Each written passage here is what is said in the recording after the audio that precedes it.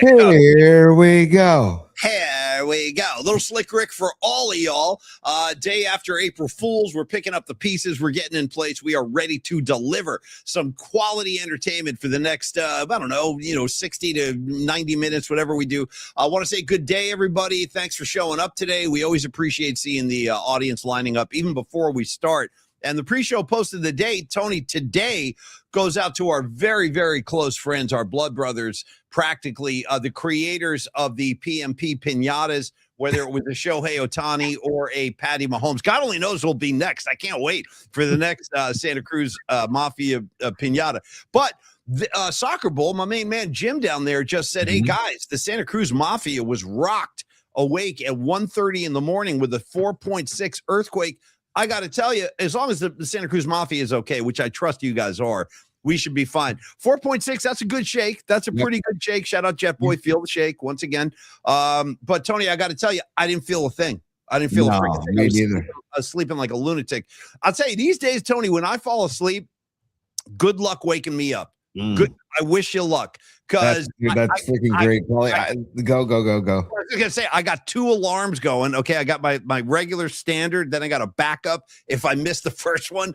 So I'm saying I didn't feel a darn thing last night. How about you, Tony? I didn't even know we had a quake. Did you hear about this? News to me, dude. Jim Soccer Bowl breaking seismographical news here on the Paulie McParkle's program.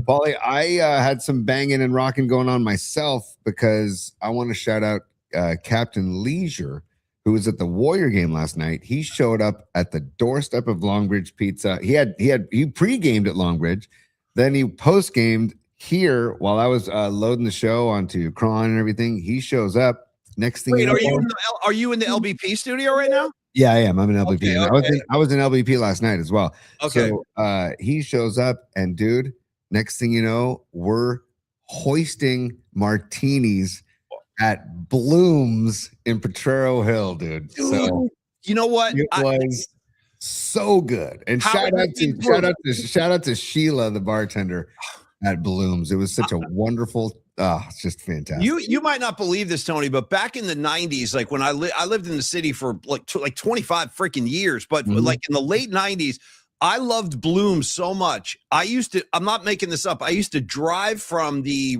Richmond over to Bloom's just to have a couple of beers and that back deck with the view of the city. It's incredible. That Bloom's is one of the greatest kind of low-key bars in San Francisco. Is according to Paulie Mac's list of awesome bars. I put that one way up there. How was the vibe at Bloom's? Like, how were the personalities? How was the whole thing? Vibe was tremendous. Right across the street was Farley's Coffee. I used to live in Potrero Hill, so I freaking love that neighborhood, and it was nice to be back in there. And I was like, I'm trying not to just trying not to drink during the week at all. But when Captain Leisure says, let's go to Bloom's for one. Was it really one, or did that springboard into a second? No, it was just one. But I will say it was a strong pour by Sheila behind the bar. Hey, we got Scarlet Fire, a lot of Bloom's enthusiasts in the audience. Scarlet Fire checking in saying, shout out to Walt, the alternate bartender at Bloom's. Yo, Walt, PMP's got your back over here, buddy. We love Bloom's. Paulie, also Bonbons on the chat. Good luck to the SI Wildcats today. They got a double dip, Paulie. They're double dipping. Hey, let's play 2. So go Cats, get them Cats, go get them Cats. Go Bonbon. Yeah, no, go get them Cats 100%, Tony. If I have to, I'll show you my my affiliations right here. And again, I always stand by this because my dad told me, I'll never forget this. My parents were having like a discussion when I was in junior high school. So I lived in San Francisco in the 70s, and then we moved to New Jersey like when I was in 7th grade, 8th grade, something like that. And before we moved, I remember my parents were like, my dad was like, well, he's not going to go to Washington or something like that because kids were getting shot and killed back then. Like, it was rough. Dude, there were gangs running amok. And then I remember my mom's like, well, then where's he going to go to high school and stuff? And my dad goes, well, there's a school called St. Ignatius. He's going to go there. So based on my dad's intentions, I still feel like I'm part of the SI family, the extended SI family. 100%, Paulie. You are a man for others. You are a person for others. And I feel like I should get that helmet and put it in an SI museum, dude. That thing is it's a double flapper too. Double ear. It doesn't exist anymore. It's just phenomenal. I don't even know how much protection this thing will really give you. It's more of it's more of a look, dude. Do I need to wear this to the Bruce show? I was going to say, wear it to your next gig, your next Paulie Mack and Friends gig. Just show up on stage. How about just walking into Chase with this on for the Bruce gig? Just repping Wildcat Ball. Why not? You don't even know this, but I posted a Bruce Springsteen short from our show yesterday. Yesterday? Yeah, was it yesterday? Yeah, I don't even know this. No, I don't know anything about it. It's on Instagram and YouTube right now. It's not on Twitter yet. It's on Instagram and YouTube, and it's Dom approved. I said, Dom, I'm gonna post this. Let me know what you think. And we were talking about Bruce playing Purple Rain, and then do you think they'd play a cover that you've never seen before? And it launched into the possibility of Bruce playing a Dead song in honor of Bob Weir. And also, speaking of last night, Paulie, I know you feel the same. Just want to wholeheartedly thank Rod Brooks for spending almost a freaking hour. I didn't mean to do it. Sorry, Rod. I didn't mean to hold him hostage for 50 effing minutes. It was so good, though. And Brooksy was just breaking it down. He literally is shifting my stance on the ABS. Last night shifted my stance a little bit. I got to say, he was very convincing with his arguments. He was very convincing. Yeah. He's very forward thinking, right? And he's just the hell with the traditional human element aspect of it. He's like, the human element belongs to the players. Get the calls right. And I'm like, God, that's a valid argument, man. I feel like the ABS is a compromise, though. It's not a full robo ump, and it's not without any sort of technology involved. So let's see how it goes this season. And he had a good point too, that the players aren't complaining. And so nobody's complaining. So let's move forward. Paulie, also the Dubs, tough loss. Oh, okay. This is me. I wanted to ask you about this. I didn't ask you before the show. The Dubs lost by 13. Okay.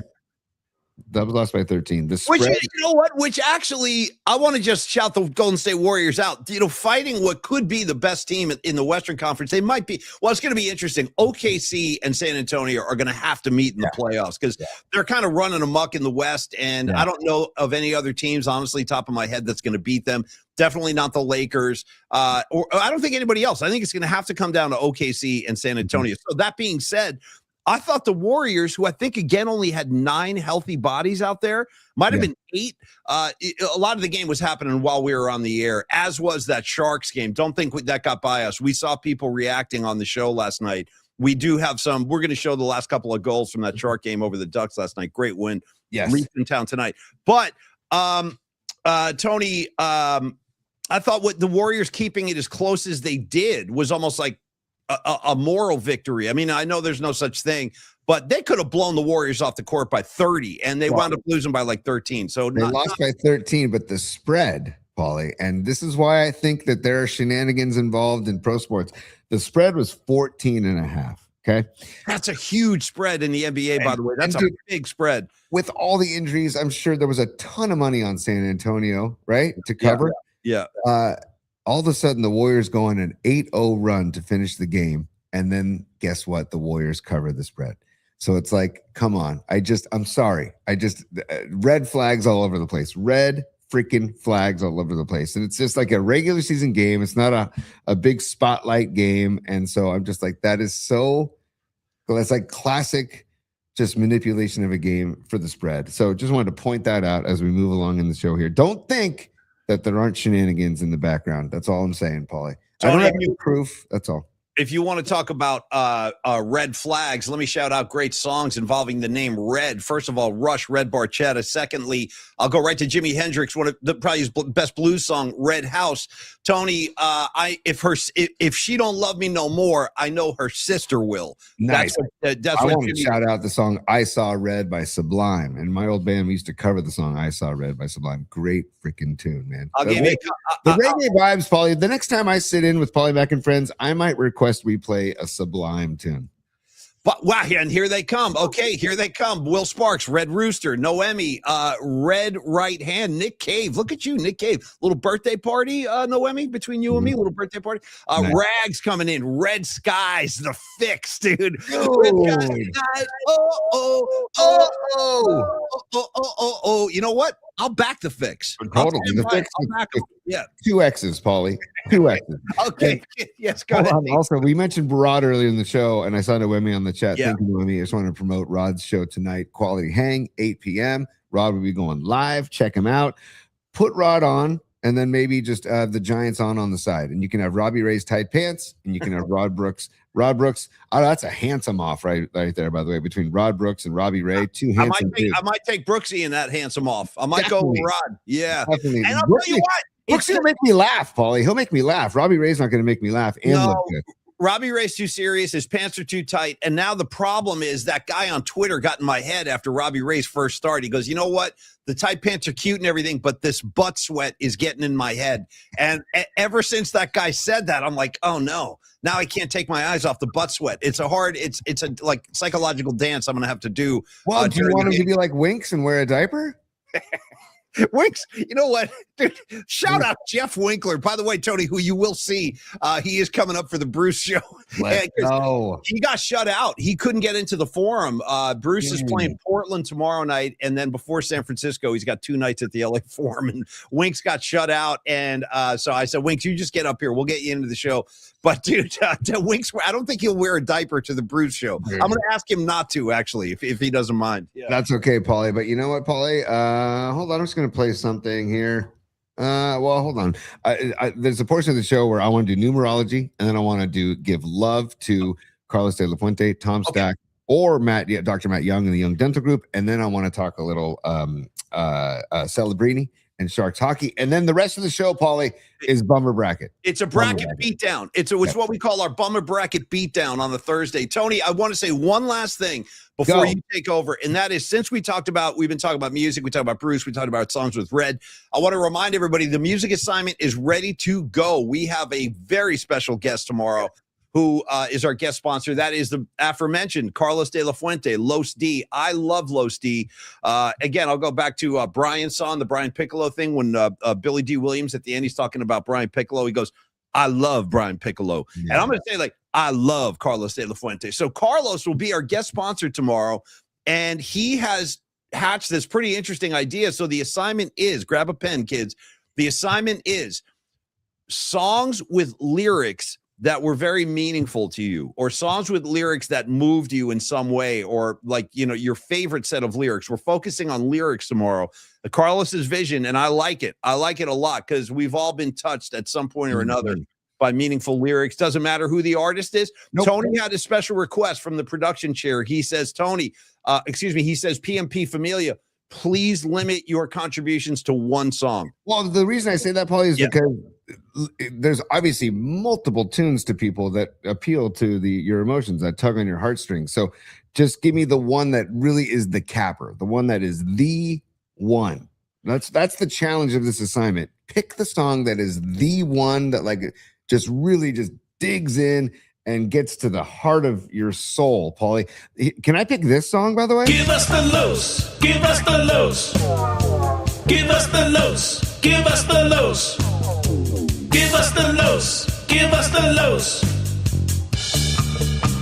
What tone would you like?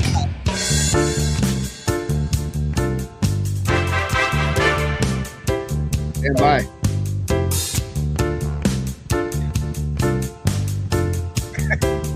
Give us the loose.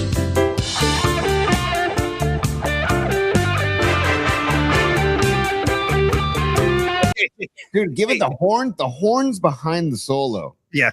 Don't sleep on the horns behind the solo, Paulie. Yes. But, what one would you like? It might be a very meaningful lyric to me. So if you're going to be doing this kind of S in the middle of a show, if you're going to be capsizing our direction, let me throw this out there. I'm driving the lane right now, dude. I'm tucking the ball under my arm. I'm driving the lane.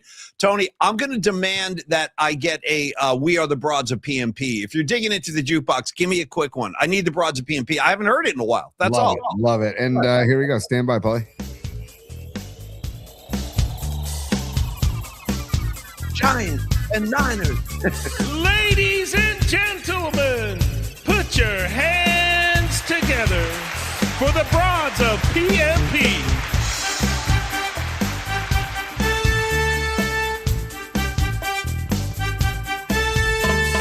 Giants and Niners and pop culture takes.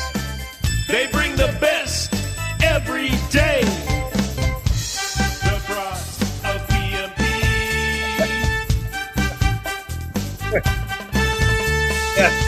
There we go, dude. A little Thank you. little broads of PMP, Paulie, and just for your head. There you go. It's been way too long. And Tony, as we transition from idea to idea, from topic to topic on the PMP show, this indicates we are going through a transition right now. Okay, Yes. I haven't hit that one enough, dude. I got to reclaim the chimes. And Okay. Paulie, to everybody on the chat. Yeah, it's nice to see happy people. Happy people. I need more Eddie Vedder in my life. Who am I kidding? Eddie, get out of the mothballs, get off the surfboard, and get back on stage. I demand some gigs. Yeah. And, Paulie, just for your head. Come on, don't bullshit me. Ooh, even unedited too. You got to mark that now for Crown 4. What's up, Crown 4? It's Sorry okay. about the Did you happen to see that Arnold's son just won like a bodybuilding competition? Dude, And Arnold, did you see the video? I saw the kid. I couldn't take my eyes off. Did you see Arnold's face? Yeah. Yeah, Arnold's like, yeah. My son, he's Show me the lifting glutes. weights, Show me the He- glutes. tightening the glutes, doing the snatches. I got to tell you something, bro. Schwarzenegger's offspring these kids are doing great. Yeah. The bodybuilder, I saw him, dude, with the curls, the face, the whole thing. But then there's that other Schwarzenegger son who is a star of White Lotus. So That's right. yeah, and he's a really good-looking kid too. So he's got all these handsome sons now, walking around carrying on the Schwarzenegger name and legacy, I suppose. Former governor of California. We're talking about Arnold the Terminator Schwarzenegger. He Okay. also had a term. I cannot remember it, Paulie, but he had a term for the pose his son did while exposing his abs. Oh, I want it. Do you know the name? This one's called the Arrowhead. They're like some ridiculous. It was amazing. It was amazing. I'm like, dude, and the best is the angle. It's literally all Arnold's mug and then his son in the background. It's phenomenal. Great That's all stuff. you need. All right, Tony. Where we go? Do we do a spot first and then dive in? Okay. Yes. Okay. Your pick, Paulie, your choice, Paulie. I'm following your lead on this because we love all of our partners here and are so thankful for each and every one of them. So your pick. All right, I'm going to start with Carlos De La Fuente because we were just talking about him, and he'll be our guest sponsor tomorrow. And just another reminder for all of y'all, we love interacting with the audience. We wish we could take phone calls, but we can't, not on this new format that we have online. So On that note, I just want to announce Nikki DiFrancesco will be doing a Show Us Your Stubs segment with us on Monday, dude. We will start the week. We will celebrate the weekend and the series with the Mets. Hopefully, Giants take 2 or 3, or sorry, 3 or 4. It's a 4-gamer. Yeah. Right, 3 or 4 from the Mets before the Phillies come into town, by the way. And then we're going to start the week off with Nikki DiFrancesco, and a Show Us Your Stubs sports-based segment.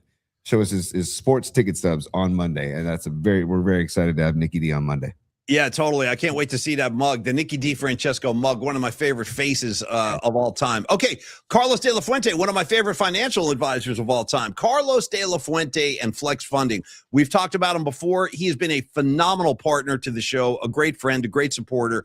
Now, to talk to you a little bit about what Carlos is offering all of us, he's putting his 26 years of experience right on the table and saying, guys, let me help you. But it's like Tom Cruise and Jerry Maguire. Let me help you. That's it. That's the agreement. Help me help you.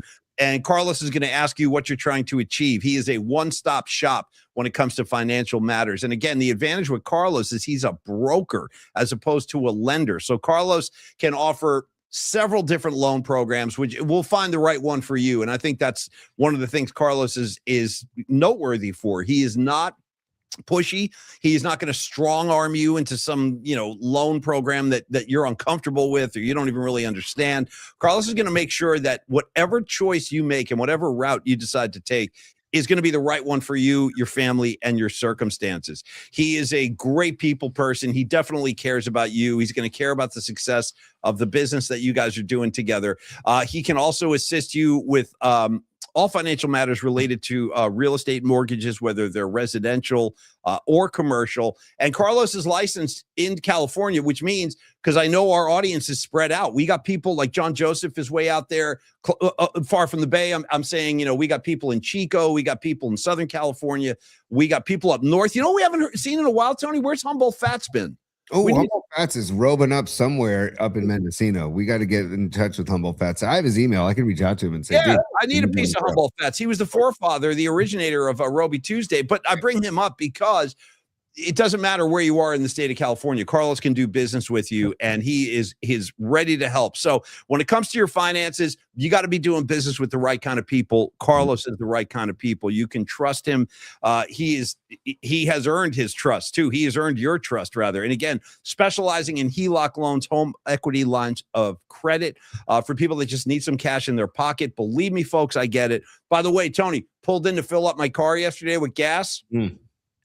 We're up here in the North Bay. I don't know how you're doing on the peninsula. We're 6 and change. Okay. Oh, okay. So we're 5. I think we're 549. 549 at the gas station I go to, which is the cheapest gas in San Carlos. Yeah. I'm guessing that elsewhere it's over 6. By the way, Paulie, do you know that Menlo Park near the Dutch Goose, which by the way, shout out the Dutch Goose, great freaking spot. Great deviled eggs. Go ahead, Tate. Great deviled eggs. But the gas station right kitty corner from Dutch Goose is the most expensive gas in the country, and it was like $7 a gallon before all this nonsense. Nice. So I'm wondering if they're north of $10. I'm looking for, I look forward to that. Let's pay $10 a gallon. It's fantastic. But anyway, these are the reasons you might need to call Carlos. You'd be like, hey, Carlos, I just filled my car up with gas. I need to get on a loan program to get back on my feet. It's kind of like that out there right now. So I get it. My point is it's a riff, but there's seriousness behind it, meaning that don't feel bad. We're all getting pinched right now, and it is not an easy time. Last thing I'll say about Carlos, when you engage in business with Carlos, he's going to be very respectful of your time, very respectful of you and your family's goals or your business's goals, what have you. And when you get the bill, you will not see any like appraisal fees, no escrow fees, no title fees. Carlos works up tempo too, like the Showtime Lakers. He'll get his deals done with most of his clients in generally 7 days, maybe 8 days tops, but he'll get it done quickly, which is important. Obviously, everyone's time is very precious. So thank you, Carlos. Thank you, Flex Funding. 925-250-4894 and more Low Steed tomorrow, Tony, on the music assignment. Absolutely. And in closing, Paul, I just want to say that Carlos de la Fuente is a very caring individual. That's why he chose this line of work, because he cares so much about taking care of people. He sent us an email saying that he wants to make sure that people understand about reverse mortgages. That the loan program isn't for everybody, but he doesn't like the idea of seniors and older people hurting and passing on reverse mortgages because they're misinformed. Okay. And so there's this myths all over the place that he wants to dispel. Right? Like one of them is, I can't qualify because my home isn't paid off. Not true. As long as you've built up enough equity in your home, you can have a mortgage or other debt on your home's title and still qualify. The proceeds of the reverse mortgage must be first used to pay off that mortgage or debt. In fact, a popular reason to get a reverse mortgage is to pay off a current mortgage without having to make monthly mortgage payments. So it's that kind of information and knowledge that Los can bring to you. So please do yourself a favor. One of your nest egg, like your biggest investment in life, give Carlos a call. 925-250-4894, 925-250-4894, or email him, carlos@myflexnow.com, and you will see him in the flesh. Shout out Pink Floyd's In the Flesh tomorrow for our musical assignment, or also known as the musical ass with $2 signs, Paulie. I think Noemi Catalina invented that one, the musical ass. Tony, as we transition to another topic, stand by. I got my magic wand in my hand. You ready? Yeah. Let me try that again. I'm enjoying this. It's like volume. Turn up the volume on your Rodecaster. Happy to. Here, hold on, buddy. Let me see if this helps right here. Tell me if this is any better. Yes. Okay. All right. Good. So now on to Tony. Let me steal the production hat from you. I feel like I want to produce for a second. Here's what we're going to do. We're going to go numerology. We are going to go San Jose Sharks recap of last night's game. I want to show those last 2 goals. It was really exciting. And then we're going to go bummer bracket beatdown for the rest of the show. So Paulie. The rules are there ain't no rules. Okay, I'm taking it back, Paulie. I'm taking it back. We got to take the power back. You bring it back. Okay. Tom Morello and Rage Against the Machine. Take the power back. Shout out Patty freaking Smith. Power.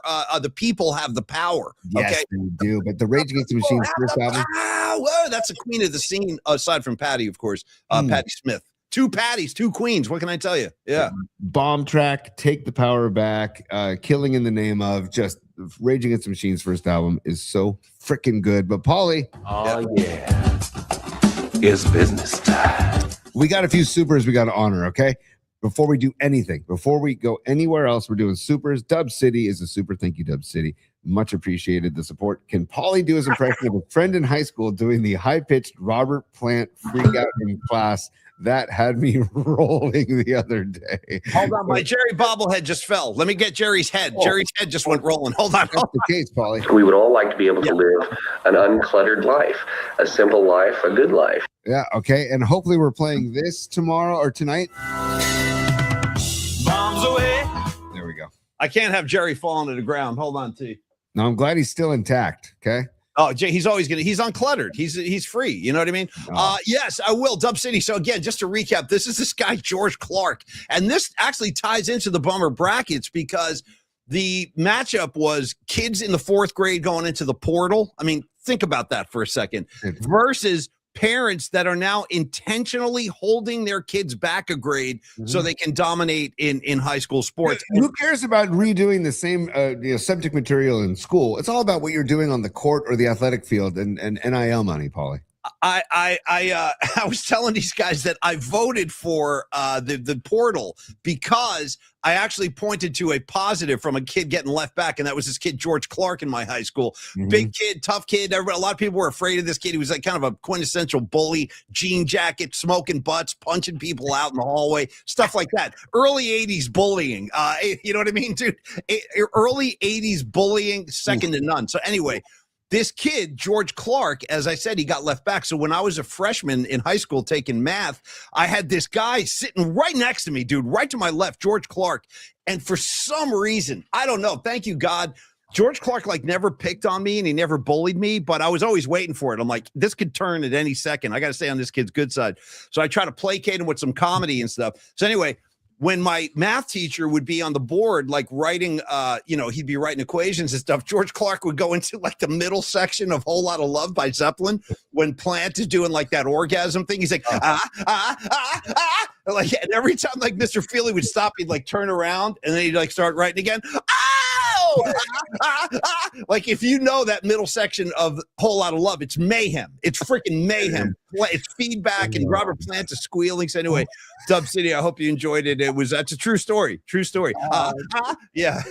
If George Clark only knew how much love he's getting on the show, that'd be, where is George Clark now? Do you know where he is? You got a George Clark update? You got a George Clark update? I just don't want to get my ass kicked next time I go to New Jersey. Like George Clark be like, hey, I heard you were talking S about me, bro. Bam, like right in my face. You know what I mean? I don't need that. Like that movie 3 O'Clock High, which I love 3 O'Clock High, dude. I made you.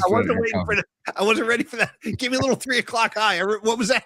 That was when they had the brawl, or not the brawl. It was the afternoon bully and the other kid, and they're going to meet up at 3 o'clock to have a fight. After it's just a great, and that's the kid who looks like Heath Ledger, but it's not Heath Ledger. Anyways, you were making me think of that, Paulie. But we move on with the super. Stand by. Escobar Cheeks III is a super, and he says, "So we're putting rules on the music ass now." Yeah. Cue the rule sounder. He's right. I mean, The rules are there ain't no rules. Escobar, bro. That's why Escobar sees something that's a little bit left of what we're trying to do here. He's going to call it out. So it's a good. How do you respond to that, Tony? It's a good point. I'm not a rule guy, so I'm with you, Escobar. Trust me. I'm just trying to say, to get to the heart of the matter, to really get to the song that really is your go-to when you are feeling like you just need an emotional tug. That's the song. So, I'm not rules. I'm not rules related. So if you cannot make up your mind between two songs, then feel free. But I'm just saying it's healthy for all of us to, whittle things down to one thing sometimes. And I could just shout out my recent therapy session. I could say it's healthy to just have boundaries and does that apply to your lovemaking as well, Tony? To have boundaries and limit it to one? I mean, I'm just asking. Does it apply to your lovemaking habits? One what? To one what? Well, one partner at a time, or you know what I mean? Or you said one at a time? So I don't know. I'm just asking if it applies across the board. That reminds me of my buddy. Who said this? My buddy in high school was like, "Oh, dude, I have all kinds of sex, but one time I do want to try it with a partner sometime."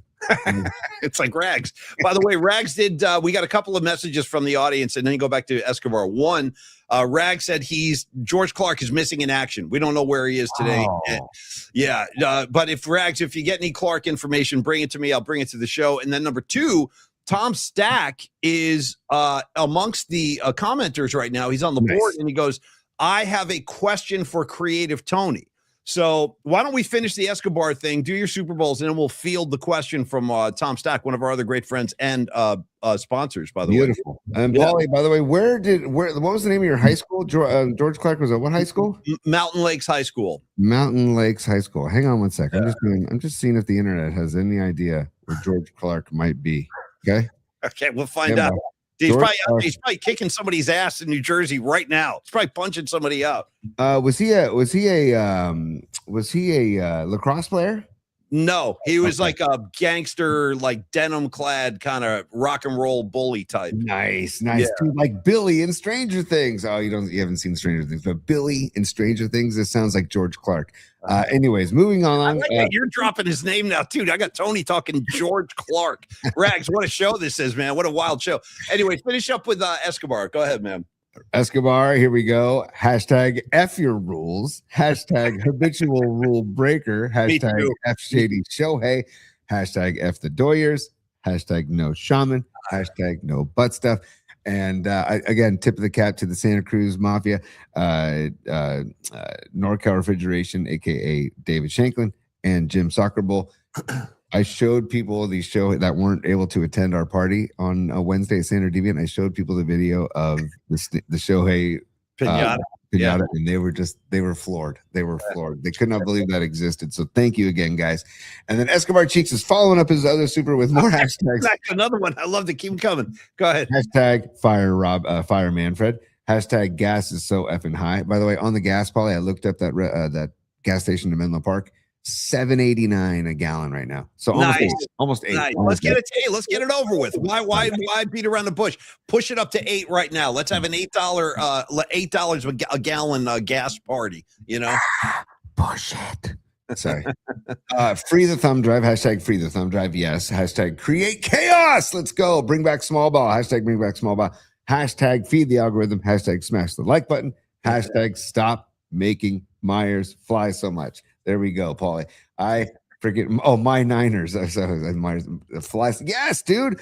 38,000 miles, God. That's absurd. These are world-class athletes. These are like precious racehorses, man. For a 3-hour football game, Paulie. For a 3-hour football game, we're going to send you on the other side of the world. It's other side of the world, underneath, dude. We're going like underneath the world. Shout out to I live in the land down under. A little men at work for you. Dude, shout out Vegemite.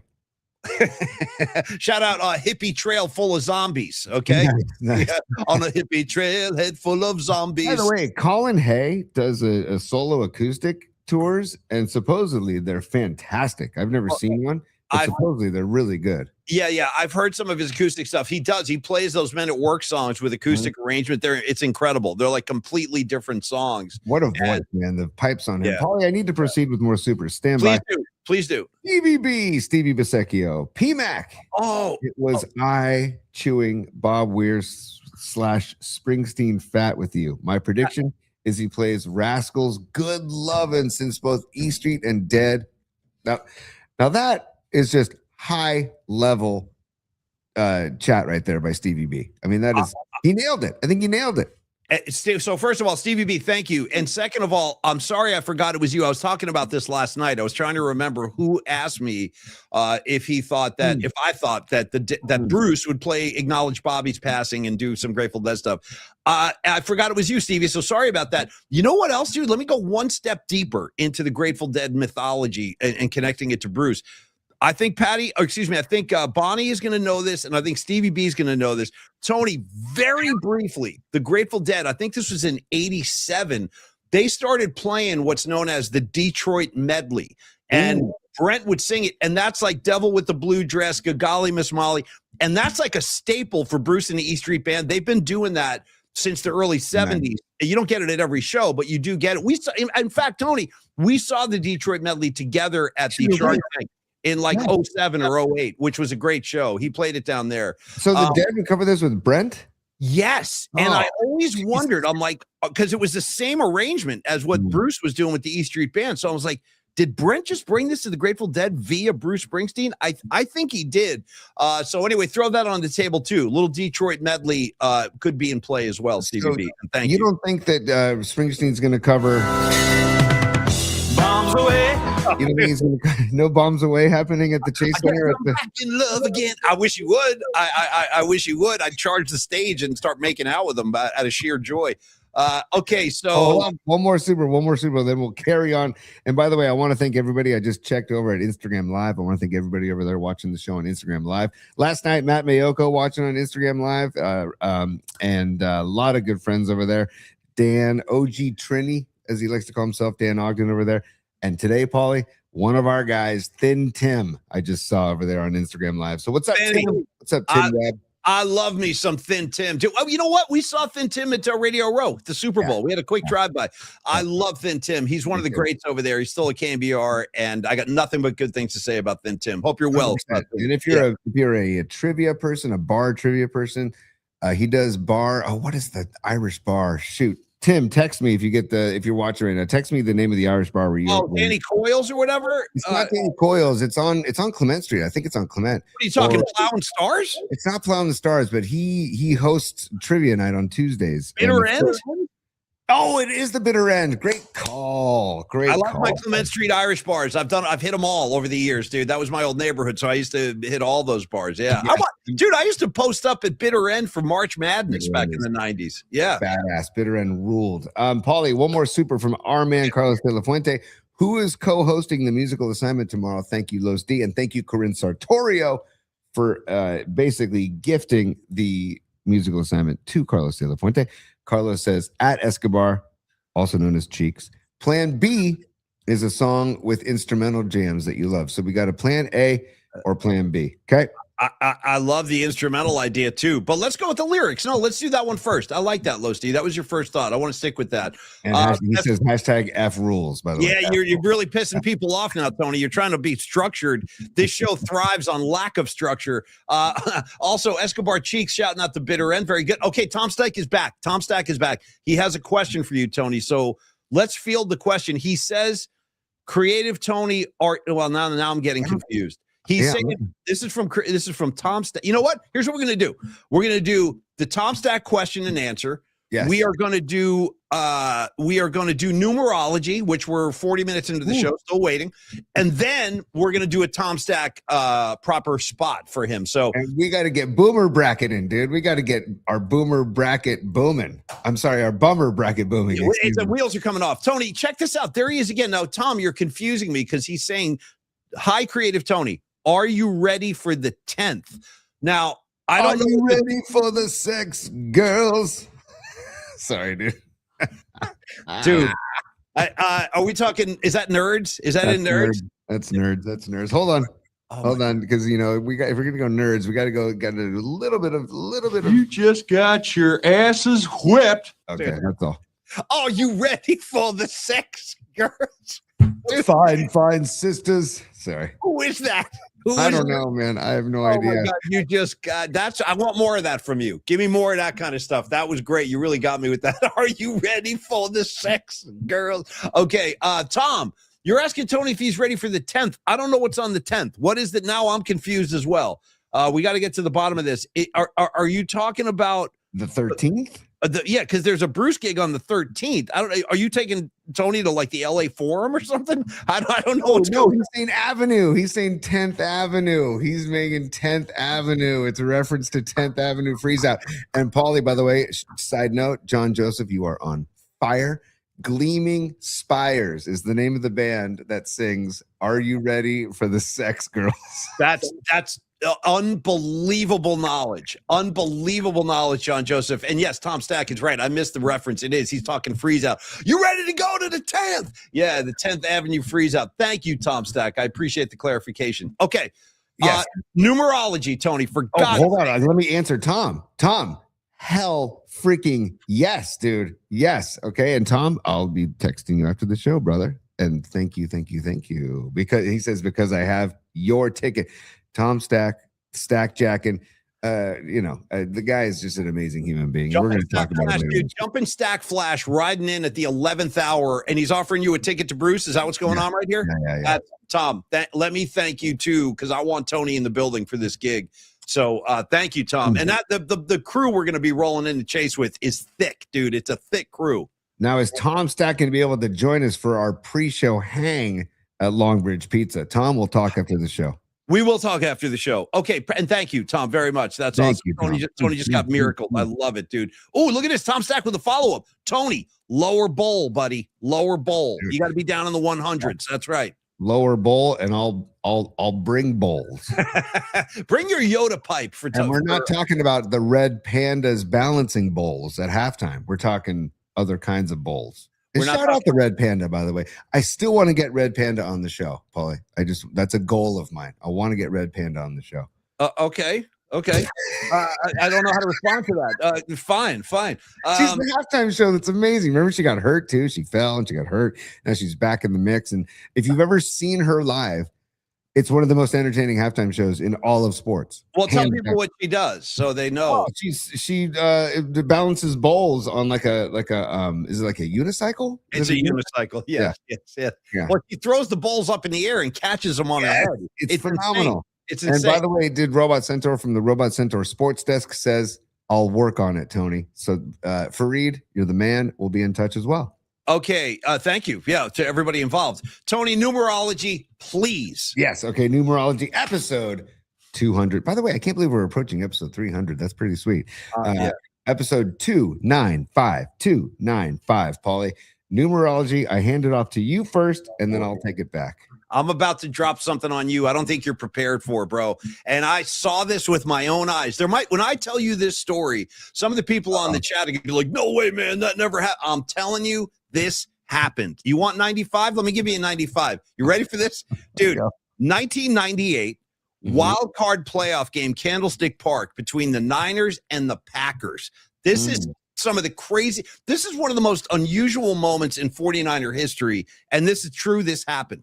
So I'm at the game. I had season tickets back then. So I'm sitting there. And all of a sudden, there's this dude who runs on the field like with a gut. And he's wearing number 95. And I'm like, who is that? And then all of a sudden, a buzz started going through the stadium. Do you remember this?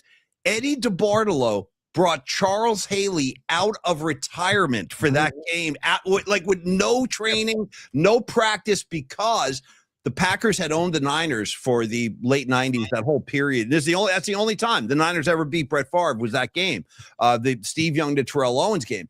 So he convinced Charles Haley to come out of retirement, and I think Stubblefield was wearing 94, so Haley wore number 95 for that one game, and he did disrupt Brett Favre. Like, that was the one thing. Brett Favre always had a problem with Charles Haley. Charles Haley used to torment Brett Favre. I think Charles Haley drove Brett Favre to Vicodin. I really do. Like, honest to God. I mean, because he terrorized Brett Favre. Honest to God. No, he did. And Eddie DeBartolo pulling the right lever. I don't care if you're out of shape. I don't care if you got a belly hanging over your pants. Throw this number 95 jersey on and get your ass out there. And he did. So my 95 is going to be Charles Haley for that one little moment in time. Freaking love that, Paulie. Love that. 95 for me. I'm going to go. I loved this player back in the day. I'm going to go Greg Lloyd for the Pittsburgh Steelers. Phenomenal linebacker. Avoid Lloyd. Remember that sign in Pittsburgh? Avoid Lloyd. Yeah. Avoid Lloyd. And then I also got to do, Myles Garrett, like present day. Myles Garrett is a great D lineman who's just terrorizes quarterbacks. I'd love to see him in red and gold. That'll never happen. And then, Paulie, Richard Dent. When he came from the Bears to the Niners, Richard Dent, number 95. And I do want to take this moment, too. We didn't talk about this yesterday, But rest in peace, William Refrigerator Perry, who passed away yesterday. I don't know if you saw that, but he did pass away yesterday. So rest in peace, dude. Do you remember how big of a deal the fridge was? Huge. He was like on Letterman. He became a phenomenon that in 1985. If you're too young to have remembered, Tony's right. He became like a cartoon character, and he was at that time. He was considered like he might have been the heaviest guy in the NFL. He was huge, and he had the nickname the Fridge, and he was a defensive lineman. But Ditka started using him like on offense in goal line situations. So he wound up catching a touchdown pass. He rushed for a couple of touchdowns, and rest in peace. Refrigerator. He was a beloved figure, not only in Chicago, the whole country. Totally. He was such a lovable, likable dude. I remember in the Super Bowl shuffle video and number 72. And then Paulie, I'd be remiss if I didn't also mention 95 before all of the gentlemen we mentioned, Michael Carter. And I just saw Big Al and Chico mention that as well. Big Al, thank you for the heads up and the hat tip to Michael Carter. 95. And then Paulie, 59, if you want to flip it, 59, a little Keith DeLong. Oh, dude, I'll go DeLong all damn day. We don't talk enough Keith DeLong on this show. You know what? We should try to find Keith DeLong. Where is he? After we find George Clark, I was just going to say, we're going to George Clark first. George Clark is first, and then, hey, DeLong, you're next. Get ready. We're coming for you. Okay, thank you for humoring me with numerology. We try to keep that tradition going every day. I can't believe we're on 295 either. Again, just another opportunity for me to thank you guys for supporting the show. And I'm looking at you, comments line, whether it's Particle Patton, whether it's Big Al, Red Jet Shell. I got Merkovich over here, Soccer Bowl. Thank you guys very much, because we wouldn't be here without you. Got no audience, no show. So thank you, all of you, for being here and supporting the show. We're very happy with what we're doing, and we're very happy with you guys. Again, I call you the best audience in the Bay, and I mean that. I freaking mean it. Yes. If somebody else wants to thank you, Paulie. Hey, Paulie. Hi. Phil Sims here. That's all. Okay. Hey, Paulie. Hi. Yeah. I'll tell you who I want to thank right now, Tony. Tom Stack. Tom freaking Stack. Not only Tom Stack riding in like with his reindeer and the Santa suit and going, "Oh, Tony, I got you in the lower bowl for Bruce." That's huge. Thank you, Tom. That's freaking amazing. But Tom Stack also has a day job, folks. And where's my water bottle? Hold on. Where'd it go?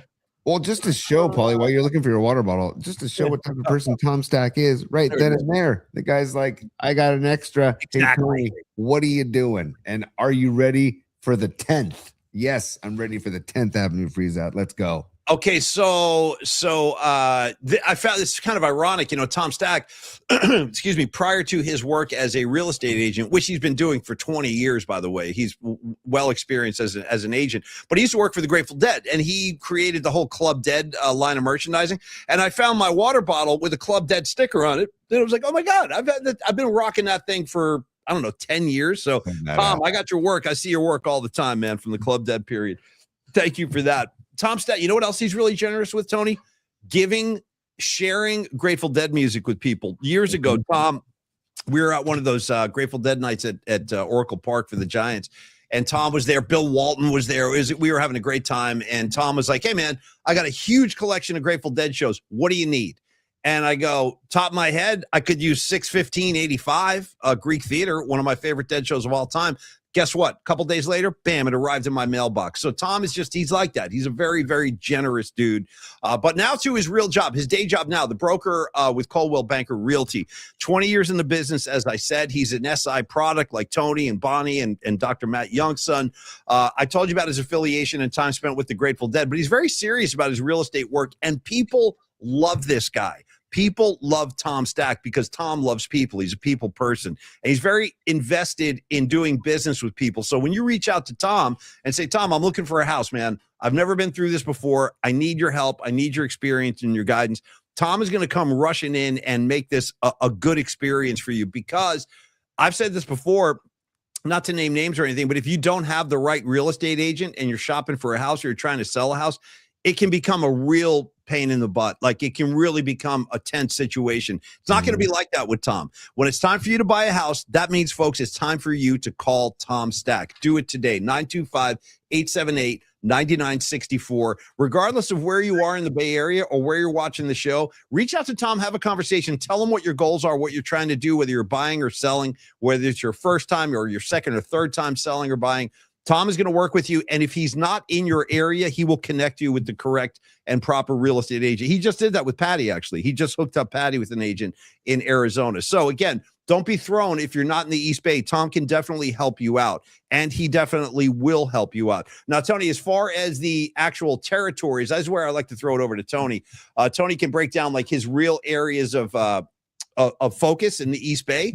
And all I can say is you will not regret reaching out to Tom. He's a really easy guy to talk to, loves the Niners, loves the Giants, loves music like all of us do. He's decorated in Lafayette. He's been the Lafayette Business Person of the Year, produces a lot of live events over there in the Lafayette area. So you're in very good hands with Tom Stack. And I know it's overwhelming buying a house. I've done it myself, and it is. It's an overwhelming experience, but you have the right guy on your side. It's going to be much smoother. And the entire process it could turn into an enjoyable one, actually. So thank you, Tom Stack. Tony, go for it, bro. I just want to also I wonder what the three of us were up to at 710 Ashbury in this photo. Just something to ponder while we talk about Tom Stack. I tell you what it looks like. It looks like Tom just dropped something off, and now we're trying to air out the living room. You know what I mean? We're trying to, like, before our parents come home, Tony, open the window. Tom, get out of here. You know, my dad's on his way home. Like one of those situations. Yeah. Nothing to see here. Paulie, the La Marinda corridor, Lafayette, Moraga, Arinda is his specialty, but the greater East Bay is also where he has his focus. We're talking Concord, we're talking Walnut Creek, Pleasant Hill, Martinez, all of these areas in the greater East Bay. And Tom, he does a lot by word of mouth, right? And a lot of like friends that he's made through the industry and clients that he's had that have now become friends. But also, Paulie, as testimonial, Tony now takes over the mic. I want to give this from Mohammed in Moraga, okay?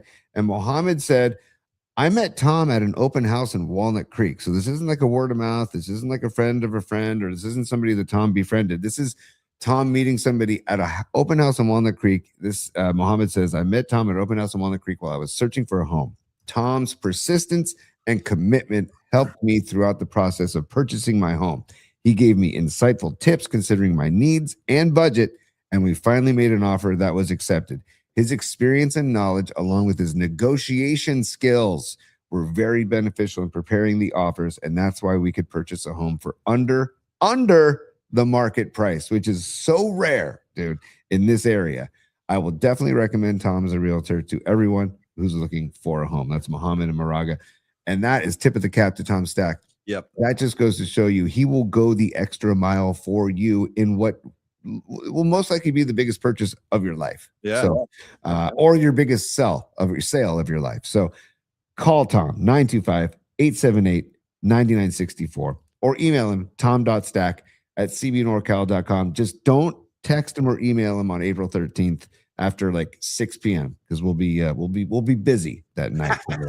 Yes. Hey, Tom, thanks so much, man. You're a great friend and you're a great partner on the show. And we will see you like next week or in a matter of days when Bruce comes. Tony, we have an important update. We have to correct something. Yes. So let's do that. Let's get the important information out there. And then we're going to do, I want to look at the winning goals in the Sharks game last night and bookmarks, and then we'll start the bracket beatdown. But Tony, go for it. Yeah. Thank you for the super, Noemi and Patty. I'll post yours next. And by the way, double guns to whoever the person who did this. Noemi, thank you for the super. She says this needs to be said. The fridge did not pass away. It was in really poor taste. April Fool's joke, not cool. Couldn't agree more, Noemi. That's horrible. So I'm very happy to know that the fridge did not pass away.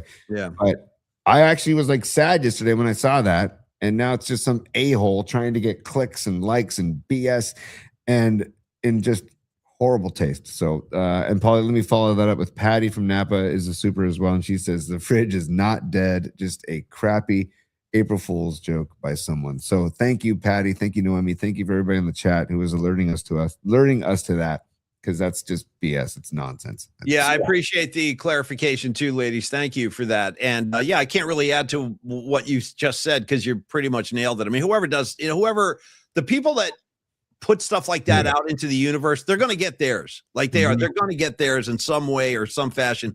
I am a believer in karma. Like, I really am. You can, you know what? You want to run roughshod over people. You want to pull some BS nonsense like this. Go ahead. Okay. Go ahead and do what you got to do. But you just knows it's like Stephen Piercy said, Tony, in Round and Round. What comes around goes around. I'll tell you why. I'll tell you why. And also, Paulie, you know who knows about recent karma is Carlos Boozer. He knows about recent karma, talking S about the St. John's basketball team. And then all of a sudden, it's his son, one of his twin sons that unfortunately coughs up the ball or makes an ill-advised pass to give up the ball to UConn. UConn is now advanced and it'll be playing in the Final Four on Saturday. Carlos Boozer got a little taste of karma, Paulie. By the way, I was speaking of Boozer in St. John's. I was watching the Warrior postgame after our night flight last night. I was watching the postgame with Bonte and Fezzi and Chris Mullen, and they were talking about the rapper J. Cole for a couple of minutes, and Chris Mullen just like threw it right in there. He goes, J. Cole, St. John's University product, and I was like, nice, yeah. So and you don't throw bad energy at Chris Mullen. No, Boozer, you know what I mean? No. Chris, that's an NBA Hall of Famer you're talking about, son. So be respectful, and you're right. He got his in a big way. Okay, hey, Paulie. Speaking of the Warriors pre and post game, yes. Tune in Sunday. Our dear friend Rod Brooks will be hosting the Warriors pre and post game on Steph's return. By the way, on Sunday, so that'll be great. So Rod Brooks, Warriors pre and post, NBC Sports Bay Area. Okay, buddy. Now, quickly to bookmarks, if you could just pull that video out with the winning goals last night, because I'll tell you what, this is the return of San Jose Sharks hockey. It's not a news flash. I know if you're a Shark fan, this has been a great year because it's kind of like they're starting to resurface as like a meaningful team in the NHL again. So they scored 2 goals last night in the final 2 minutes. I did see you guys reacting on the comment line as that game unfolded, but we're in the middle of a deep thing with Brooksy, and I didn't want to distract him with that. So this is how so here you go. You got $1:47 left in the third. Sharks have pulled the goalie, so they got a man advantage. It's a 6-on-5. And let's just show you what happened if you missed this, because it's really cool stuff. Go for it. Here we go. Stand by. Directs it back for Orlov, and he'll get it back. Celebrini downhill a bit. Smith, Orlov, Celebrini right there. For it, a shot. Yep. Celebrini working it to the right on this camera angle. Right there. That's defenseman. Oh. Dude, do they have like a radar gun anywhere in NHL arenas to see the speed of that shot? Not that I know of, but that's an interesting idea. That's an interesting idea. Yeah. You can't even see the puck after he hits it. I mean, I just can't believe that defenseman for the Ducks left Celebrini. Why? If you rewind this a little bit, you see the defenseman goes out to the point, and he leaves Celebrini all by himself. Like, dude, what are you, insane? You can't leave that kid alone. But he does, and Celebrini threads the needle. Let's watch that goal again. That was pretty. Camera angle. Yeah. As Macklin Celebrini circles the screen by Wenberg. Right there. Dude. And no chance for with it beautifully. Goalie didn't even see it. He didn't even see it. Celebrini, Wenberg, he scores! Wenberg! Then once he had more loose, it's a stick. Look at that move there to create the chance. And then Celebrini with a brilliant pass. Dude, it's just ridiculous, dude. It is. It's great. And I'm happy for Shark fans. I mean, you guys, you could really build an argument that you might be the most loyal, dedicated fan base in Bay Area. So I know the Warriors too, Niners. They're great fans with all these teams. But Shark fans, you guys are special, man. And I'm going to be honest with you guys, because I watched that play like 10 times last night after we finished our show. I haven't heard the Shark Tank that loud in a long time. Like, the tank is back, dude. Sharks hockey is back. And last thing I just want to say, Celebrini, this freaking kid, dude, this is like a young Steph Curry we're watching right here. Yep. Let me just give you a couple of numbers real quick, T, and then we'll do the brackets. I had a couple of numbers too, so go for it.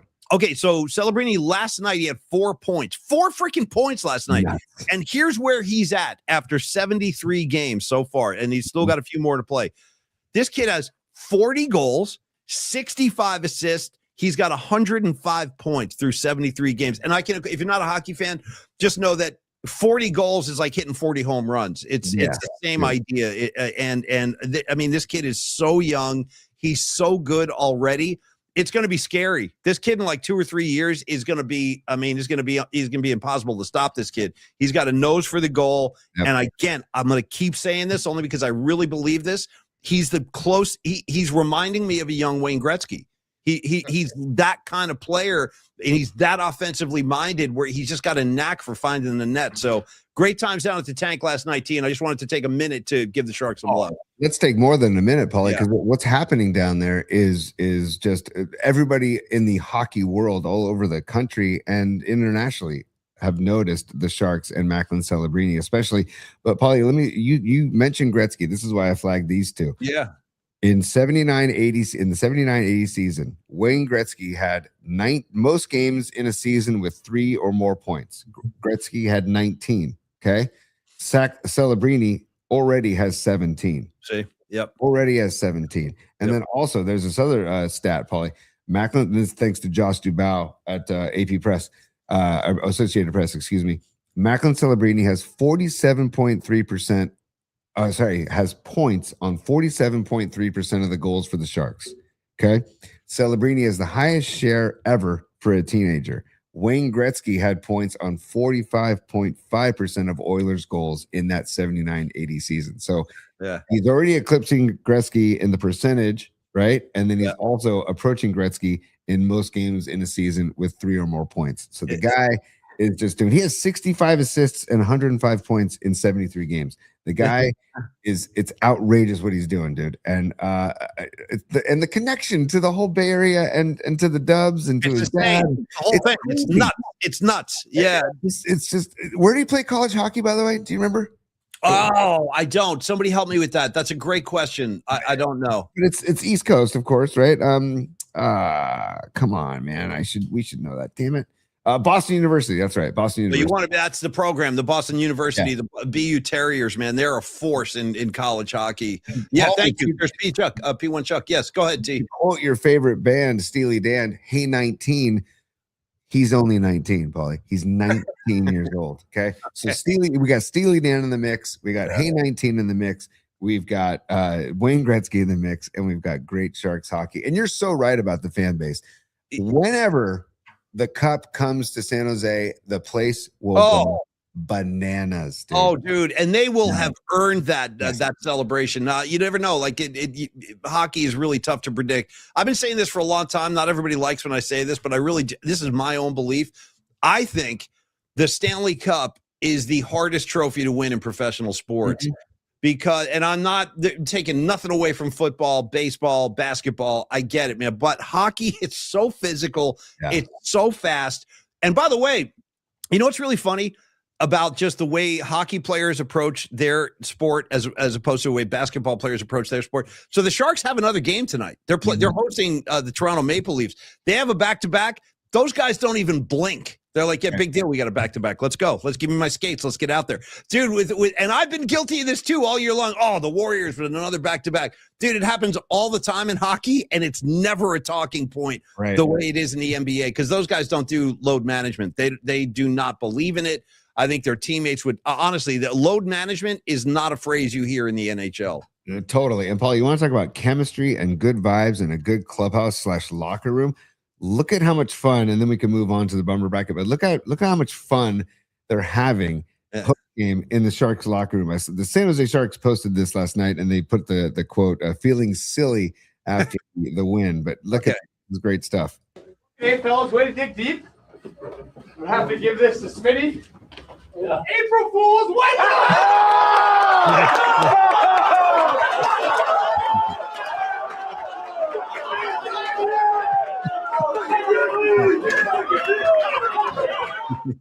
Isn't that great? And by the way, I love the fact that they have like a ring of shark teeth. Yeah, me too. It's like their necklace. Yeah. Dude, and by the way, shout out cupping, Paulie. You notice the cupping going on his back right there? I see it. I'm afraid of cupping. Have you ever cupped, Tony? I've never cupped, but when we were in Hawaii last year and there was a college girls volleyball tournament happening, a beach volleyball tournament at the Marriott where we were staying, we were talking to the girls. My daughter and I were talking to the girls because my daughter plays volleyball and she was enamored by these girls, and they all had cupping all over it. And we were asking them, and she's like, yeah, it just really helps with circulation. It helps with healing. It helps with getting, endurance of playing in a tournament, and I guess it works because look at the cupping. It seems painful to me, dude. That's the thing. You're all bruised and scarred with these circles. I mean, it looks like some alien did like some kind of like medical exam on him or something. But I know a lot of these guys swear by it. Look at that, too. Not a freaking ounce of fat on that dude's physique, man. No. Yeah. By the way, I'll give you a crash diet. You want to lose some weight? Throw on some skates and play hockey for a week. You'll lose 15 pounds faster than you thought possible. Tony, I want to do this. Let's go. Here's our great friend Lily with a super. So let's accommodate Lily, and then we're going to do our business time. I know what you're trying to say. You're trying to say it's time for business. It's business time. Ooh. All right. Lily Merchant is a super. Lily, wow, so generous of you. Watching the night flight, I can send a thank you. Since I'm live now, sending it live. Thank you, Paulie and Tony. Wow, Lily, that's awesome. We love you, Lily. We love you. We missed you last week. It really has become like a family affair, man. When we get the PMP Army together, the Familia, like when certain people aren't there, like I start getting bummed out. I'm like, where's Lily? Where's Escobar? What the hell? Where's John Joseph? Now we know you guys have busy lives, and we'll have more events this year, so we got more opportunities. But I did miss you the other night, Lily, and thank you for your support, and thanks for always being a part of the show, man. We appreciate it very much, Lily. Thank you. What's the lyric in Stones? Give me some Stones "Miss You" lyrics, Paulie. After dark, something after dark. What's after dark? I've been walking Central Park, singing after dark. People think I'm crazy. What's the matter with you, boy? What's the matter with you, boy? Yeah. I'll tell you my favorite, though, of all time, and I dedicate this one to Wemby, when he's like, we gonna hang around the way we used to. And he goes, we got some Puerto Rican girls that just died to meet you. Yeah. We gonna bring a case of wine. Mess around, fool around like we used to. Yeah. It's Jagger at his freaking. I agree, dude. And Tony, by the way, we're gonna bring a case of wine.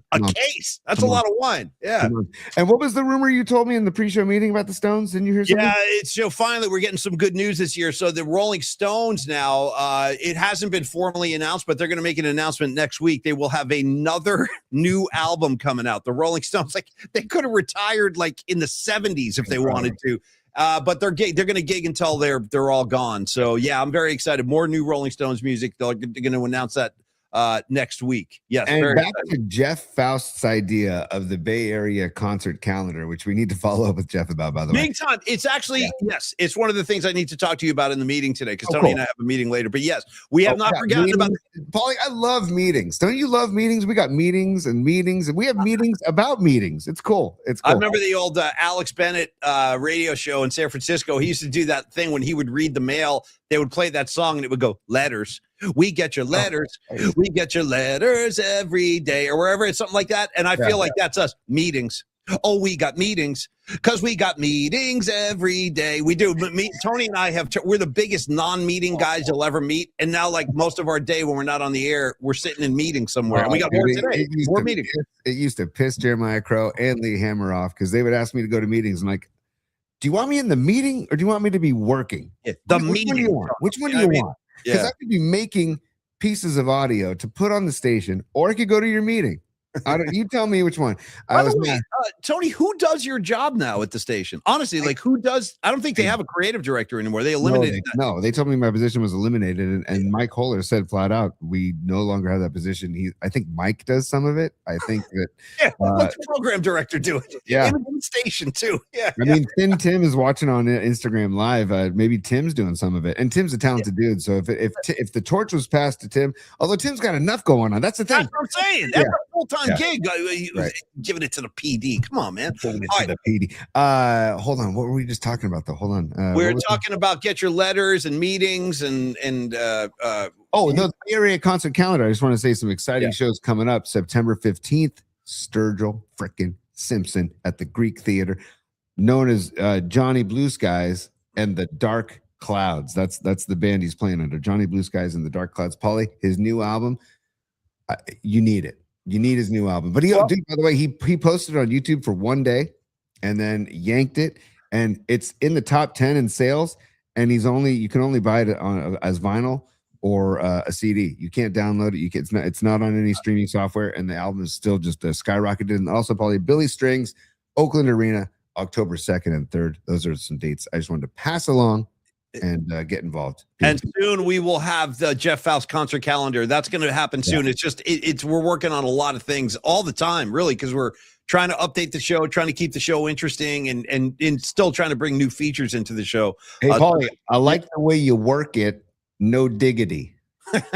Tony, I want to say one other thing about Sturgill Simpson real quick, because this is kind of Giants related. The first guy I ever heard listening to Sturgill Simpson was Jake Peavy. Yep. Jake Peavy was playing. It's a true story. Jake Peavy was rocking Sturgill Simpson music in the clubhouse as they celebrated the World Series in Kansas City. Peavy had like all his like hillbilly relatives up from the South, Alabama, I think is where his family's from. So he had like his cousins and all these guys. Dude, it was like a hillbilly hoedown with Sturgill Simpson being played in the Kansas City visitors clubhouse. I'll never forget that. And they were doing like all these like dance steps and like square. I don't know what was going on, dude. It was some deep South-ass going on. But anyway, that was Sturgill fan number one in my mind was Jake Peavy. First guy I ever heard listen to him. Yeah. Badass, Paulie. The new album's called Mutiny After Midnight, and look at what you see down here. Okay, so it arrives on vinyl, CD, and cassette, dude. He's selling cassettes of his record. I might buy one just on principle. I might just buy the cassette. Is that incredible, dude? Buy the cassette. How much is a cassette?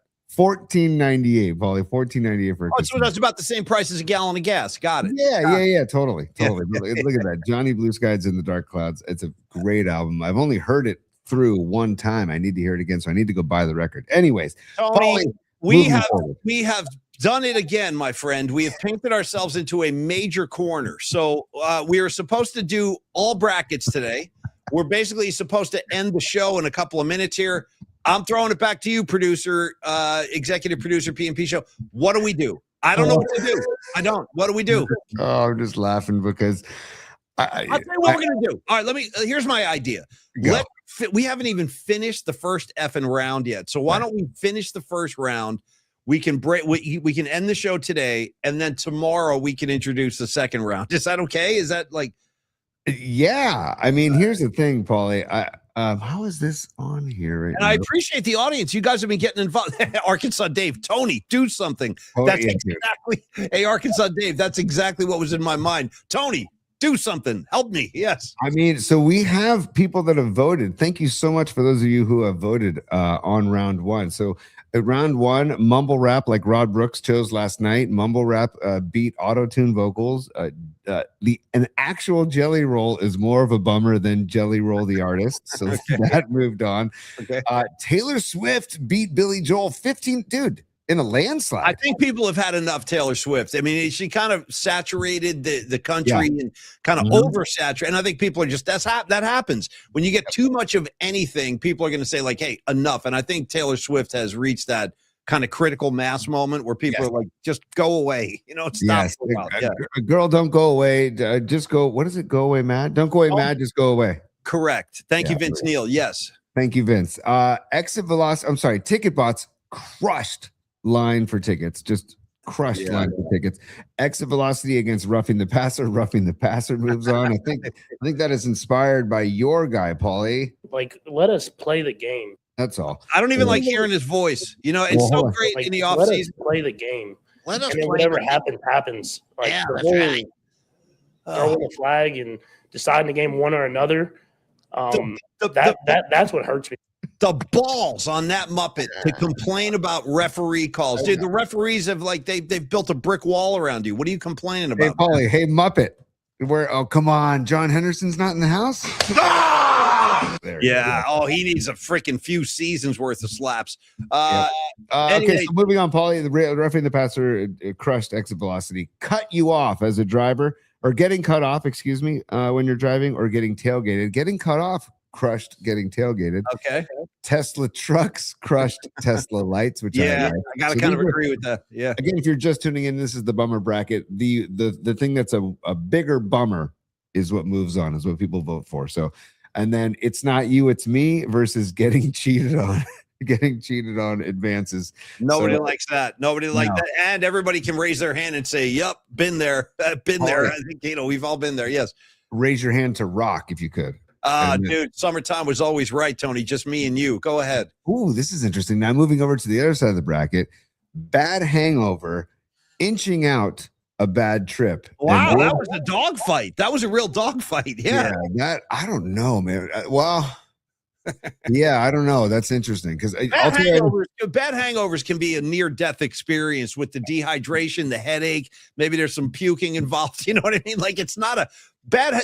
Don't sleep on the extreme bad hangover. It can be an awful experience, especially a bad hangover with young kids. If you're a parent, bro, you just hit the nail on the head. Yeah.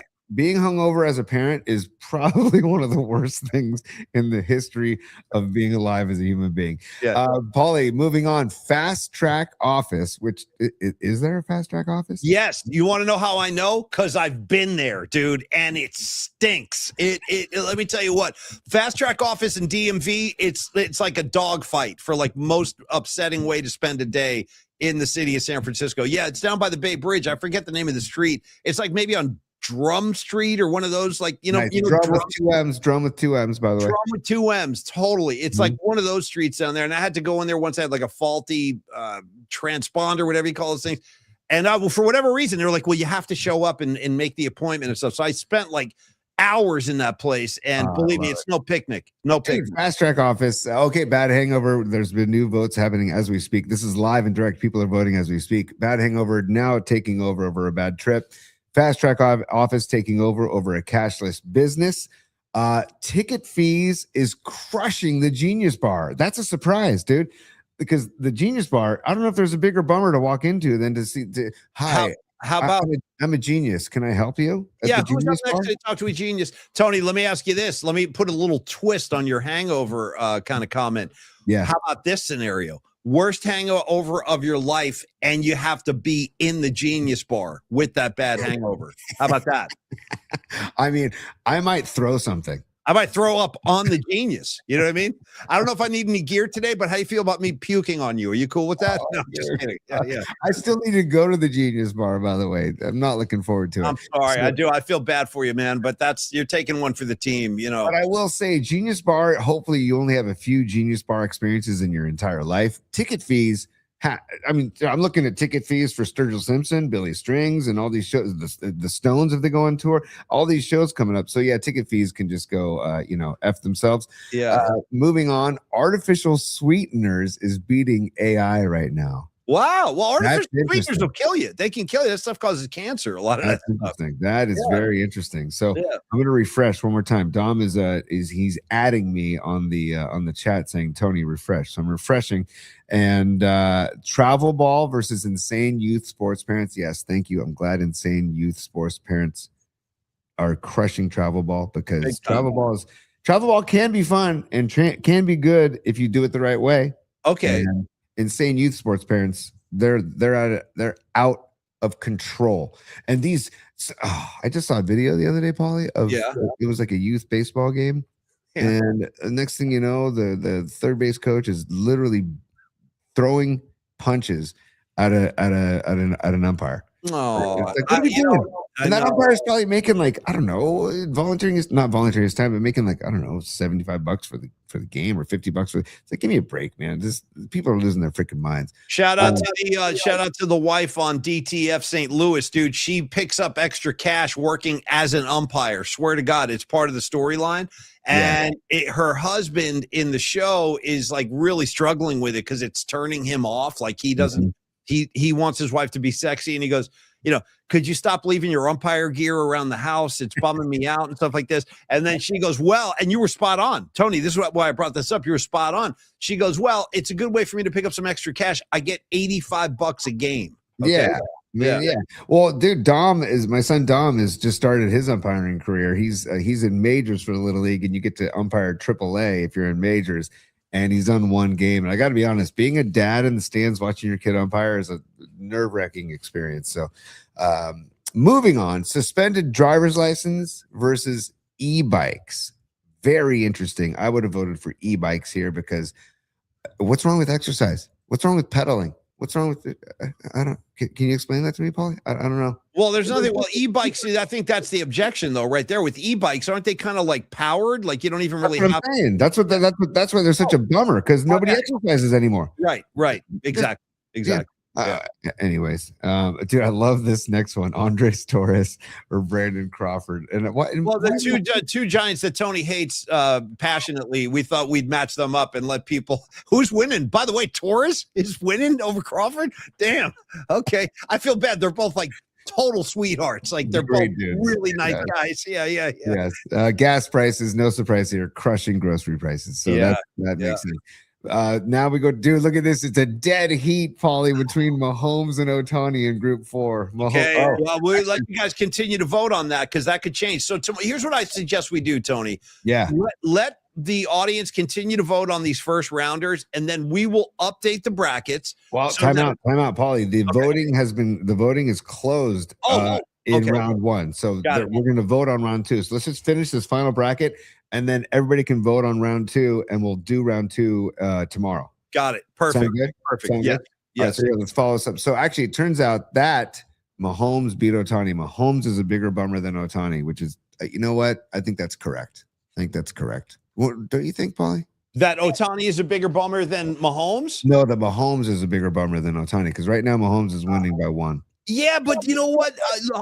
Ohtani's coming in on the outside, man. He's gaining ground. Like he really is gaining ground. I'm liking him less and less every time I see him. But you're right. At the end of the day, it's Mahomes is public enemy number 1. Here's the thing. I think that Mahomes just like sucks in your face, and Shohei is more shady.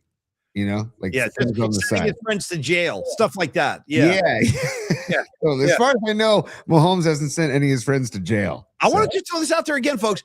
54 effing months. He's got his best friend sitting in the can for covering his ass on all these bets. You telling me right now Shohei Ohtani moved millions of dollars out of his bank account and had no idea that these bets were happening? Come on, man. Wake up and smell the scandal. You know what I mean?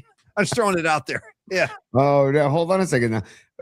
I gotta see. Let me refresh this. I'm just double checking because Dom is, or I think it's the Nutter on the chat saying that they see Mahomes. No, it looks like Mahomes is over Ohtani 8-7. Okay, now moving on. Nighttime shin smash, like a shin burger, or nighttime stubbed toe, dude. I do both regularly, and I gotta say, for me, it's the shit. Like if you next time you got not that anybody would want this, but if you ever just see me on the street or whatever, be like, Paulie Mac, lift up your jeans, let me see your shins real quick. I guarantee you, I have bruises on them, guaranteed. Like I have a wood frame on my bed, I bump into it. I don't know, twice a week, easily in the middle of the night. So yeah, for me, it's a shin. How about you, Tony? Why don't you go to bed with some? Like I should get you some shin guards. Like I have a bunch of shin guards at home from the kids playing soccer. I'll lend you some. Just go to bed with shin guards on and a helmet. You know what I mean? The chest protector. I mean, like totally like padded up in bed. Yeah. Oh, that's good stuff, Paulie. So nighttime stub toe is beating shin smash. That's hard to say. Fast track violation versus Waymo all day. Me personally, just I don't know how you feel. I've had it with Waymo. I've had it. Yeah. Did you see that Waymo is playing April Fool's jokes on people all day yesterday? Why don't you play an April Fool's joke and take your entire fleet of driverless cars and drive away? Just drive to some other state. Get out of here. Is it supposed to be cute that some computer is now playing jokes on people inside of a driverless car? Like I don't. You know what, Tony? It ain't cute to me. Not that cute. No. I don't care how old guy get off my lawn I sound. Yeah. I'll be anti-driverless cars forever. You and me, dude. We stand united on this. I'm with you 100%. Don't need it. Don't want it. Didn't ask for it. Go ahead. I enjoy driving. Yeah. I actually enjoy it. Anyways, and also the thrill of becoming a 15-year-old and 16-year-old and getting your license, is that just going to be gone? Is that going to be gone for my kids? Like, it pisses me off to no end, man. Sorry. So moving on, Waymo is beating fast track violation. Thank God. It's a bigger bummer. The Netflix 73 kayaks or substation crushing the 73 Netflix kayaks. Yeah. And the Bosa injury versus the Jimmy Butler injury. Oh, this is interesting. That is interesting. Yeah. Bosa beating. I wonder if it's because Bosa gets hurt so often. Bosa has missed a lot of games. He's missed essentially almost 2 full seasons, essentially. I mean, he makes good coffee though, Paul. He's become a hell of a barista. Yeah, and he's got no fat on his body. Like, I give an S about his percentage of fat on. Like, I don't care anymore. Yo, Bosa, win me a ring. I don't care about his haircut either. He showed a video of his barber. I don't care. No, I don't care. I don't care about haircuts. I don't care about fat percentage. I care about Lombardi trophies. Yeah, make it happen, you guys. Make it happen. Come on. Rings. Drink all the coffee you want and be a barista after a ring. Okay. Tommy John surgery at 12 years old, or getting up at 6:30 a.m. for a tournament, for a baseball tournament, or any tournament actually. Tommy John surgery at 12 years old wins, or is winning, crushing actually. So that's good to hear, because that's ridiculous getting Tommy John. Now here, dude, Amazon Prime only game or Peacock only game? Peacock is smoking Amazon on that one. Yeah. Yep. And then finally, FOMO or sick on vacation. And sick on vacation. It's the worst. It's the worst. I was the reason I threw this in there, this last one, because Dom and I were talking about for one more category, and I was like, you know what, dude, sick on, because we had spring break coming up, and it reminded me of one year when my son Dom was sick on vacation in Hawaii. I remember that. Yeah, he was down in bed the whole week. Yeah. It just sucked. Yeah, we all felt bad anytime we were enjoying the vacation, because he's stuck in the room, or he's stuck with like a mask on, or he's stuck just like coughing his A off. Whatever. Yeah. So, anyways, that is round 1 of the bummer bracket in the books. Paulie, we will proceed with round 2 tomorrow, and I look forward to the matchups tomorrow. And let me just try one more thing. Let me see. I'm just going to refresh one time. Does it have perfectly played? No, that was well presented. That was good. Yeah. So we have the matchups set for now. We got 8th grade holdbacks versus oven mitt. Versus StreamYard versus Manscaping. RoboUmp versus long ball. And launch angle, working day after Christmas versus driving down a closed street. Mumble wrap versus an actual jelly roll. Taylor Swift versus ticket bots. That's a tough one. Roughing the passer versus cut you off. Tesla trucks versus getting cheated on. That's just one side of the bracket. Real quick, Paulie, stand by. We've got the other side of the bracket we'll update later on today, and we will get into it tomorrow.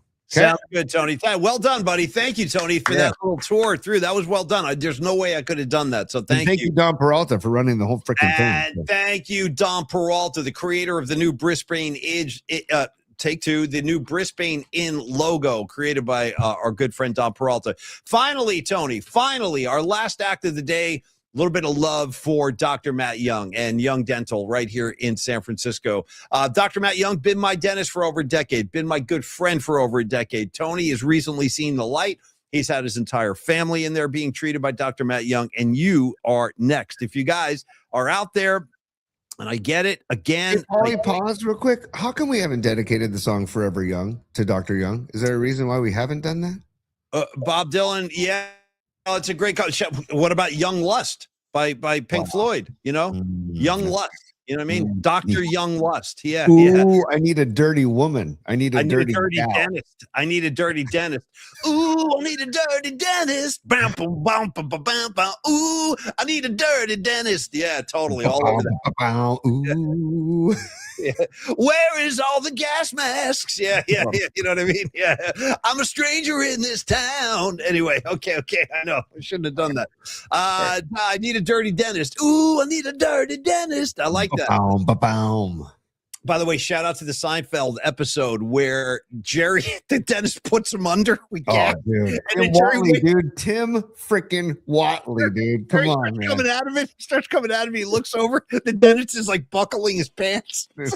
Brian Cranston. Some of Brian Cranston's finest work, dude. Pre-Breaking Bad, man. No, dude. By the way, he takes a hit before he puts it on Jerry. Yes, he turns the gas on. He's like, okay, we're good. And he takes a rip. It's insane. All right. Anyway, Dr. Matt Young is not going to do that, folks. He is not going to put you under without your permission. And but kidding aside, he will offer to make you as comfortable as you need to be. And that's important to people like me. I'm a nervous Nelly in the dentist office, or at least I was before I met Dr. Young. And there have been times, like in procedures, he'll ask me, because I had a root canal there, and he was like, what do you need? He's like, what do you want today? He's like, I'm going to numb it up with Novocaine. Do you need gas? And I'm like, yeah, you probably should. Give me the gas. Give me the stones. Give me the gas. Let me zone out. That's my preference. So he will do whatever it takes to make you comfortable. Again, he's in practice for over 25 years, a lot of experience like most of our sponsors. And again, he offers everything any normal dentist would offer: comprehensive dental care, cleanings, fillings, implants, veneers, orthodontics, emergency care. The entire staff down there at Dr. Matt Young's office is going to treat you like a family member.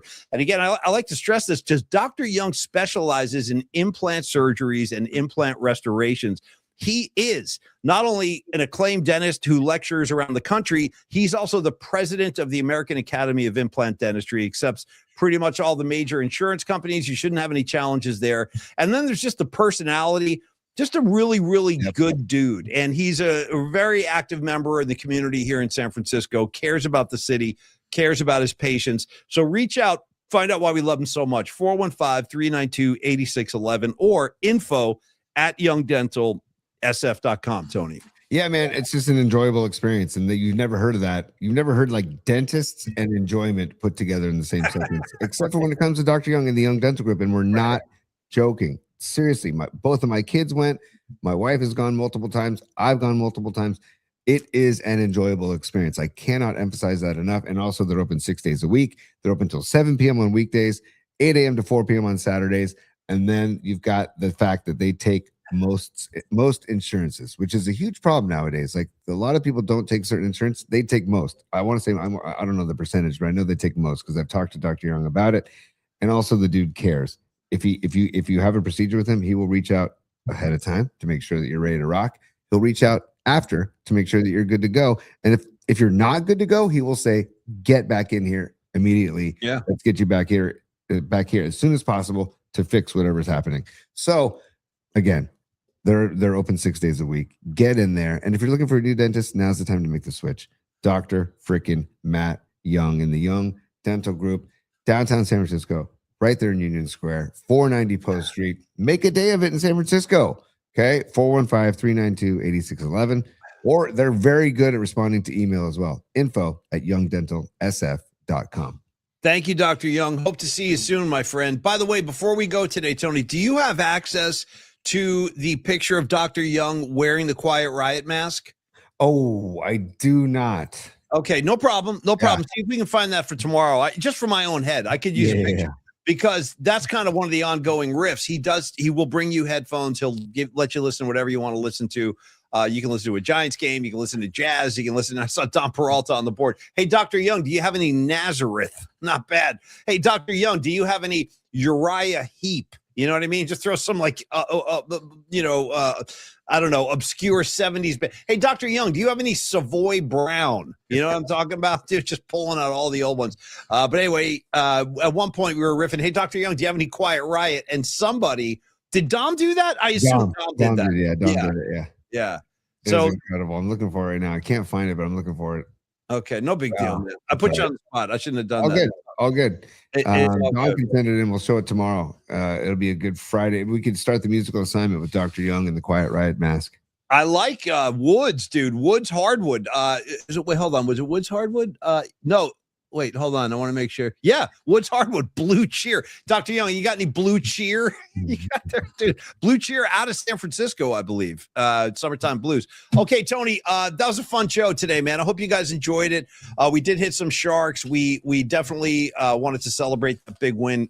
Toronto Maple Leafs. Last thing of the show today, Tony, since we have one of the original six in town tonight, I'm going to ask you to name all original six NHL hockey teams. Tony, go. Oh, geez. What are you doing? I'm not a hockey guy. You're going to get this. You just use your noggin and you're going to get this. The original six, and you should. Everyone's got to know this. The original six. It's not that hard. Think about it. The New York Rangers? Are they one? Okay. Yes. The Buffalo Sabres? No. The Montreal Canadiens? Canadiens? Yes. Yes. The Ottawa Senators? No. And I already gave you an answer. I said one of the original. The Hartford Whalers? Oh, dude, no, not even close. Not even close. Okay. The best logo, maybe all the sports. Hartford Whalers, by the way. With the whale. Yeah. By the way, got thrown out of the Hartford Civic Center once. At a Rangers whale. True story. Me and Rags. It was like Ted Roundy, Mike Duffy, all those guys. Doug Heinrich. We got thrown out. Anyway, Tony, let me give them to you so you don't forget. Write this down. Montreal Canadiens, Toronto Maple Leafs, Detroit Red Wings, Boston Bruins, New York Rangers, Chicago Blackhawks. There is your original six. Okay. There we go. Thank you for clearing that up for me, Paulie. Yeah, definitely not Hartford, but I like where your head's at. Shout out to Gordie Howe and the Hartford Whalers. Okay, we're done for the day, folks. Thank you guys for hanging out with us. We are going to go deeper into the brackets tomorrow. Round 2 awaits. Go Sharks tonight. Go Giants tonight. We'll talk about the Giants-Met game tomorrow. And, of course, the musical assignment with our guest sponsor, Carlos De La Fuente. Really looking forward to that. And that's it, Tony. On to the next meeting. Let's go. Yeah, meetings. We got meetings. Business hours are over. Baby. It's business. It's business time.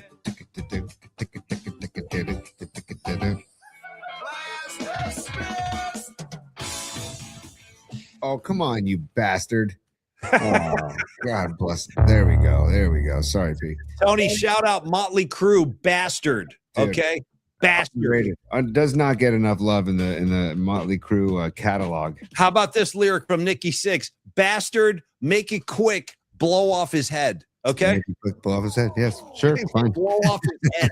All right, kids. On that note, everybody have a great Thursday. It's a beautiful day here in the Bay. Get outside, get some exercise. Like Tony said, don't ride the e-bike. Do some old school pedaling. It's good for you. Go play some bocce, Paulie. Go play some bocce if you want. And also, don't forget to please go to our YouTube channel at Polymax Particles and like and subscribe. We need to feed the algorithm. Yeah, we do. Thank you to everybody for tuning in today. Thank you for those on Instagram Live. Thank you for those who tune into Cron 4 at 11:30 at night to see our replays, or who go to the Cron 4 Plus app and see the videos on demand. And also check us out on TikTok, check us out on Facebook, check us out on Blue Sky, check us out on Twitter, all the above. Thank you, everybody. Just wanted to do a little housekeeping. And don't forget about our audio-only versions on Spotify and Apple Podcasts, Paulie. Yeah, and please do feel free to vote on the round 2 matchups, and we'll dive deep into those tomorrow. Until then, everybody have a great Thursday, and cheers, y'all. Peace, y'all.